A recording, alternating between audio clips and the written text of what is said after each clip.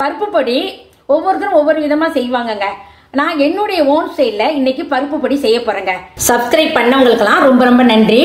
Subscribe பண்ணாதவங்க subscribe பண்ணிட்டு bell பட்டனை கிளிக் பண்ணுங்க. அப்பதான் நான் போடுற ரெசிபி எல்லாம் உங்களுக்கு வீடியோவா நோட்டிபிகேஷன் வரும். பருப்பு பொடி செய்யறதுக்கு தேவையான பொருட்கள் என்னென்னங்கிறத பார்ப்போங்க.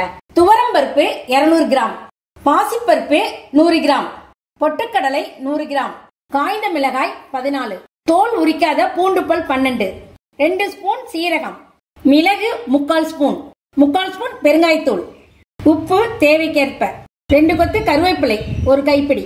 பருப்பு பொடி எப்படி செய்யறதுங்கிறத பார்ப்போங்க. இப்ப நம்ம அடுப்பு பத்த வச்சு ஒரு இரும்பு கடாய் வச்சிருக்கேன். அதுல எடுத்து வச்ச துவரம் பருப்பு சேர்த்துருவோம். தீயை மீடியமா வச்சுக்கிட்டு பொன் சிவப்பு வர வரைக்கும் நம்ம நல்லா வாசம் வர வரைக்கும் வறுத்துக்கணுங்க. ரொம்ப ஹைல வச்சு வறுத்தோம்னா பருப்பு வறுபடாவும் வறுபடாது, சீக்கிரம் கரிஞ்சு போயிடும். நம்ம நல்லா வறுக்கலைன்னா 4 படை இருக்காது, பருப்பு பொடி வீணாயிடும். நல்லா வாசம் வரணும், அதே சமயத்தில் நல்லா பொன் சிவப்பா வறுத்துக்கணும். நம்ம பருப்பு பொடி செஞ்சதுக்கு அப்புறம் நல்லா ஏர்டைட் டப்பால போட்டு வச்சுட்டீங்கன்னா அப்படியே காத்து போகாம நல்லா இருக்குங்க. கட்டிப்படாம நல்லா வாசமா நல்லா இருக்குங்க. நம்ம இப்படியே நல்லா கைவிடாம வறுத்தோம்னா 4 பக்கம் நல்லா வறுபட்டு பருப்பு ஒரே சீரா வறுபட்டு இருக்குங்க. அப்பதான் இல்லைன்னா என்ன ஆயிடும், ஒரு பக்கம் தீஞ்ச மாதிரியும் ஒரு பக்கம் வறுபடாமையும் நல்லா இருக்காது. இந்த பாருங்க, இந்த அளவுக்கு நம்ம வறுத்துக்கிட்டா போதுங்க. பாருங்க, நல்ல கலர் மாறி நல்ல வாசம் வந்துருச்சு. இப்போ இதை நம்ம ஒரு பிளேட்டுக்கு மாத்திக்குவோங்க. நெக்ஸ்ட் நம்ம பாசி பருப்பை வறுத்துக்குவோம். ஒவ்வொரு பருப்பும் ஒவ்வொரு விதமா நமக்கு வறுபடும். எல்லா பருப்பும் ஒரே மாதிரி வறுபடாது, அதனால தனித்தனியா நம்ம வறுத்துக்கிறது தான் நல்லது. இப்போ இதே மாதிரி பாசி பருப்பையும் நம்ம நல்ல வாசம் வரணும், கொஞ்சம் கலர் மாறணும், அந்த அளவுக்கு வறுத்துக்குவோம். பாருங்க, நல்ல வாசமும் வந்துருச்சு, கலரும் மாறிடுச்சு. இந்த ஸ்டேஜில் நம்ம எடுத்து ஒரு பிளேட்டுக்கு மாத்திக்குவோங்க. அடுத்து பொட்டுக்கலை வறுத்துக்குவோம். பொட்டுக்கலை நம்ம லைட்டா வறுத்துக்கிட்டா போதும், ஏற்கனவே வறுபட்டது தான் அது. இன்னொன்று பொட்டுக்கலை எதுக்கு நம்ம வறுத்துக்கிறோம்னா, நம்ம இந்த பருப்பு பொடி செய்யல அதுவும் வறுத்து போட்டோம்னா வாசமாகவும் இருக்கும். இன்னொன்று 4 படை இருக்கிறதுக்கு கெட்டு போகாம இருக்கும். தீயை மீடியமா வச்சு நம்ம பொறுமையா எல்லாத்தையும் வறுத்து எடுக்கணுங்க. இப்போ இந்த அளவுக்கு வறுத்துட்டா போதுங்க. இதையும் நம்ம ஒரு பிளேட்டுக்கு மாத்திக்குவோம். அடுத்து நம்ம சீரகத்தை சேர்த்துருவோம், அதோட மிளகையும் சேர்த்துக்குவோம். இப்போ சீரகம் மிளகு ரெண்டையும் நம்ம கறியிடாம பொரிஞ்சு வரும், லைட்டா பொரிஞ்சு வந்தோடனே எடுத்துடணும். இது வறுபட்ட வாசமும் வரும், கொஞ்சம் பொரிஞ்சும் வரும் நமக்கு. நான் எதுலையுமே எண்ணெய் சேர்த்து வறுக்கலைங்க. எண்ணெயெல்லாம் சேர்த்து வறுத்தோம்னா 4 படை வச்சுக்கிட்டோம்னா சிக்கு வடை வரும். அதனால நான் எண்ணெயே சேர்க்கல, வெறும் வானலியில தான் நான் வறுத்துக்கிட்டு இருக்கேங்க. நல்லா வறுபட்டுருச்சுங்க. இதையும் அதோட சேர்த்துக்குவோங்க.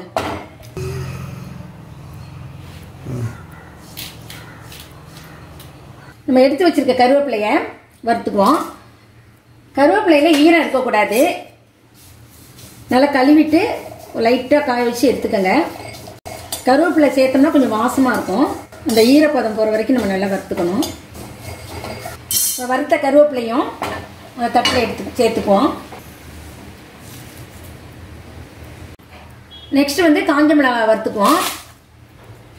இந்த காஞ்ச மிளகாய் அவங்கவுங்க காரத்துக்கு ஏற்ற மாதிரி சேர்த்துக்கங்க. நாங்கள் காரம் கொஞ்சம் அதிகமாக சாப்பிடுவோம், அதனால 14 மிளகாய் சேர்த்துருக்கேன். இன்னொன்று மிளகாயோட தன்மையை பொறுத்து இருக்கு. சில மிளகாய் நல்லா காரமாக இருக்கும், சில மிளகாய் காரம் கம்மியாக இருக்கும். அதனால நீங்கள் கொஞ்சம் குறைச்சி சேர்த்துக்கலாம். நீங்கள் சாப்பிட்ற காரத்தை பொறுத்து 12 மிளகாய் 10 மிளகாய் அப்படி சேர்த்துக்கலாங்க. பாருங்கள், கலர் மாறிட்டு வறுபட்டுருச்சு. இந்த ஸ்டேஜில் எடுத்தால் போதும். இப்போ இந்த அளவுக்கு வறுத்துட்டா போதுங்க. இதையும் நம்ம ஒரு பிளேட்டுக்கு மாற்றிக்குவோம். நெக்ஸ்ட்டு பூண்டை வறுத்துக்குவோம். நல்லா ஈரப்பதம் போகணுங்க, நல்லா பூண்டோட வாசமும் வரணும். பூண்டு தோல் உரிக்கணும்னு அவசியம் இல்லைங்க, தோல் உரிக்காமையே நம்ம வறுத்துக்குவோம். இப்போ பூண்டு பாருங்க நல்லா வறுபட்டுருச்சு. இதையும் இந்த பிளேட்ல மாத்திக்குவோங்க. இப்போ நம்ம ஸ்டவ் ஆஃப் பண்ணிட்டு எடுத்து வச்சிருக்க பெருங்காயத்தூளை சேர்த்துக்குவோம். அதோட எடுத்து வச்சிருக்க உப்பையும் சேர்த்து நம்ம லைட்டா வறுத்துக்குவோங்க.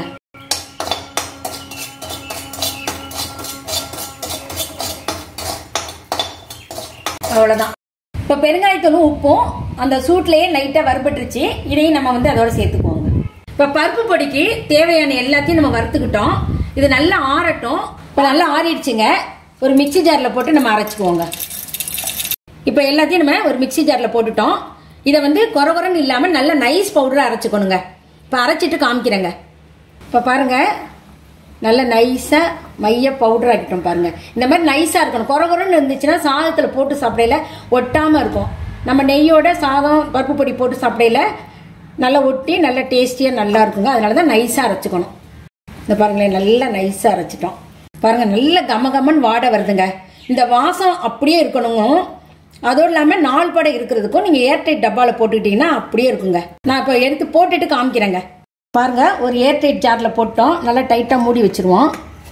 நமக்கு எப்ப தேவைப்படுதோ அப்ப வந்து ஈரமில்லாத ஸ்பூனை வச்சு நீங்க இந்த பவுடரை எடுத்து சுட சுட சாதத்துல போட்டு நெய் ஊற்றியோ இல்லை நல்லெண்ணெய் ஊற்றியோ பிசைஞ்சு சாப்பிட்டீங்கன்னா ரொம்ப டேஸ்டியா இருக்கும். இப்போ வந்து நம்ம வெளியில எங்கேயாவது போயிட்டு வரோம், வந்துட்டு குழம்பு செய்ய லேட் ஆகுது, செய்ய முடியல, இல்லை ஒரு அர்ஜென்ட்டா ஒரு விருந்தாடி வந்துட்டாங்க, நம்ம ரைஸ் மட்டும் தான் வச்சிருக்கோம்னா டக்குன்னு நீங்க இந்த பருப்பு பொடியை போட்டு சாப்பிட்டீங்கன்னா அவ்வளவு சுவையா இருக்குங்க. இந்த பருப்பு பொடிங்க சூடான சாதத்துல இந்த பருப்பு பொடி நெய் போட்டு கலந்து சாப்பிட்டாதாங்க ரொம்ப டேஸ்டியா நல்லா இருக்கும். நீங்க ஆறுன சாதத்துல போட்டீங்கன்னா அந்த அளவுக்கு நல்லா இருக்காது. எப்பயுமே சுட சுட சாதம் வடிச்சு பரிமாறி சாப்பிடுங்க. ரொம்ப ரொம்ப சுவையா நல்லா இருக்கும். இப்ப பாருங்க, என்னுடைய லஞ்ச் இன்னைக்கு தாங்க பருப்பு பொடி நெய். நெய் விருப்பம் இல்லாதவங்க நீங்க நல்லெண்ணெய் விட்டு கூட சாப்பிடலாம், அதுவும் நல்லா டேஸ்டா இருக்குங்க. இந்த பருப்பு பொடியை அவசியம் நீங்க செஞ்சு பார்த்துட்டு உங்களுடைய மேலான கருத்துக்களை சொல்லுங்க. உங்க நண்பருக்கெல்லாம் ஷேர் பண்ணுங்க, லைக் பண்ணுங்க, சப்ஸ்கிரைப் பண்ணுங்க. வரும் வீடியோல சந்திப்போங்க. Thank you friends.